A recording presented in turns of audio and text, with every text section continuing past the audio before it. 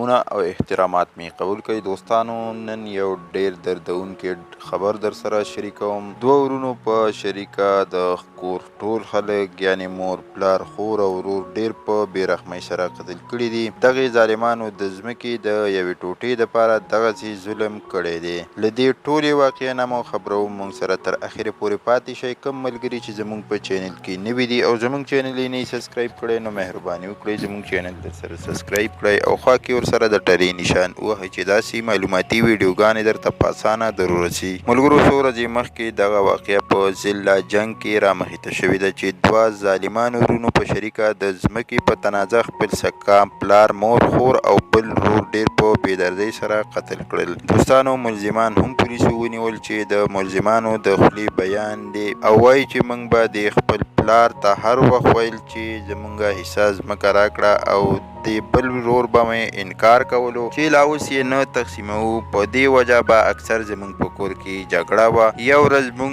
دواړه ورونو سلا وکړه چې دغه ټول به ختم کړو نو هر څه به موږ ته پاتې شي. نو په دې وجه مو اول ورور قتل کړو او په یو ځای کې مو ښخ کړو او کله چې شپه شوه بیا د شپې مې مور پلار ورور او خور هم په چاړو سره ووهله او قتل مو کړله. دوستانو په دغه کیس کې هم دوی پولیسو ته د نامعلومه کسانو اف.آی.آر هم درج کړی و، خو دوی په خپل جال کې راګیر شو او ناکامه شو او ونیولی شو. نو دوستانو هیڅ کله هم قتل نشي پټېدی. خو دوستانو دغو ظالمانو څنګه یو د ظلم داستان جوړ کړو. پولیسو ته پکار دی چې دوی سره نرمیت ونه کړي او حکومت دې ورله سخته سزا ورکړي یعنی سریعام دې پانسي کړی شي. دوستانو دا و د نن ورځ یو دردونکی خبر چې در سره مو شریک کړو. که ویډیو مو خوښ شوي وي لایک شیر کړئ، چینل در سره ضرور سبسکرایب کړئ. مننه کوم چې ویډیو مو را سره تر اخره پورې وکتله او د بلې ویډیو پورې دلې الله په امان.